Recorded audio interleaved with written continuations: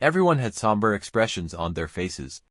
Not long after the merchant left, Hawkeye suddenly seemed to think of something and said to the three members of the foraging team, "Think carefully. Have you had any unsubmitted food recently?" The leader paused for a moment and then looked at the three of them. Theoretically, for ease of management, everything in the camp was supposed to be registered with the logistics team and converted into points before being exchanged for other items. However, in reality, this was not always the case.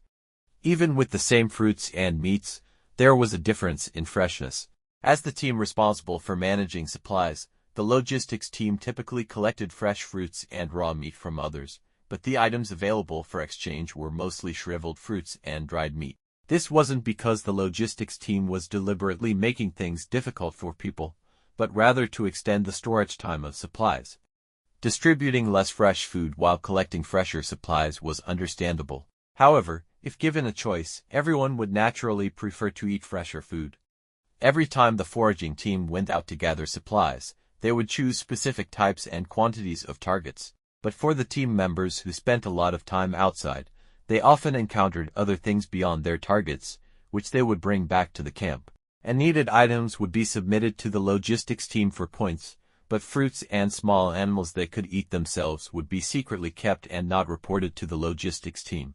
The foraging team usually operated in small groups of 5 or 6, and the members generally had good relationships with each other. As long as the team members did not report each other, they were unlikely to be caught.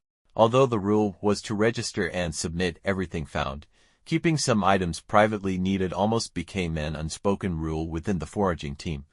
No one would report such behavior, otherwise, they would face the collective resistance of the entire foraging team. Lu Xinrui had also encountered this situation. The string of glowing fruits given to her by Fizi was not submitted at all but kept directly. This was partly because she didn't know about the rule, but it also showed how common this behavior was within the foraging team. As the captain of the foraging team, Hawkeye was naturally aware of this unspoken rule, but he never considered it a big deal and always turned a blind eye. After all, the privately kept items were generally known to be non-toxic, so it wasn't until now that he realized this possibility. Facing the unfriendly expressions of the leader and Hawkeye, and with their two companions still lying there, the three did not hesitate for long. One of them said, "There is something, but it should be non-toxic." "What is it?" the leader asked. "This morning, we found a wild beehive and collected some honey. We each took some." Previously, Hawkeye and the leader thought they might have mistakenly eaten a toxic fruit similar in appearance to a common non-toxic one. However, hearing it was wild honey rather than some suspicious fruit, they were somewhat relieved, but this did not last long because Lu Xinrui immediately said in a deep voice, "Honey can also cause poisoning." The others looked at each other in confusion. Honey poisoning? They had never heard of it. The three foraging team members looked at Lu Xinrui with suspicion.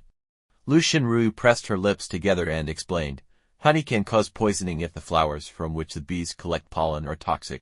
The pollen and the honey produced from these flowers are also toxic."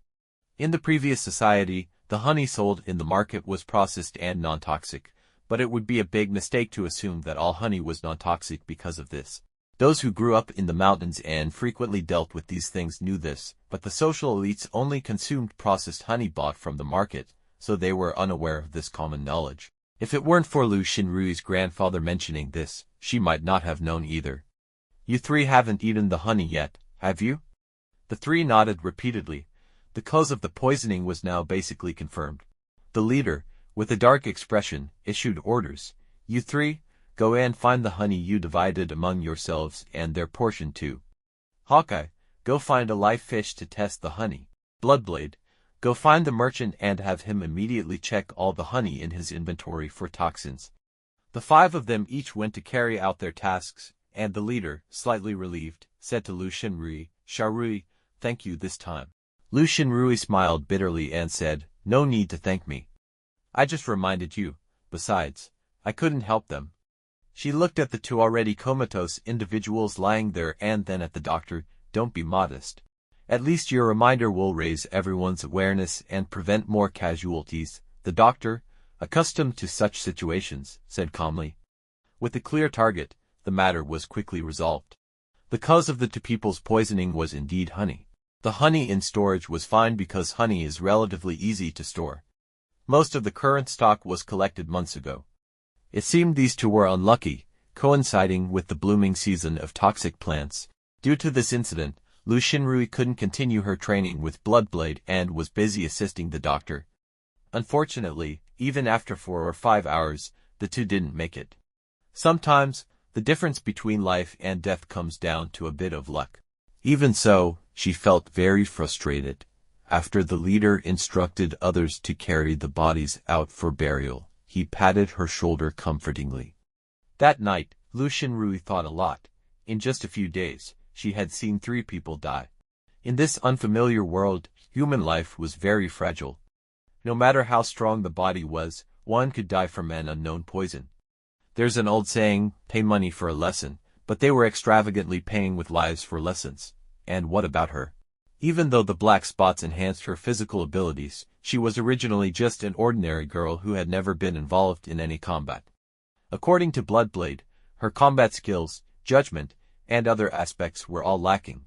Of course, these could be improved and developed over time, but she couldn't guarantee that she wouldn't die from various accidents before she grew stronger. As a woman, she had 2 paths to choose from.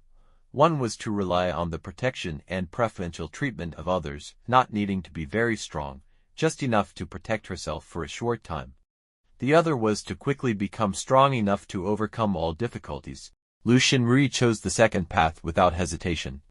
But first, how to quickly become strong became her primary concern. Is there any way to quickly gain strength?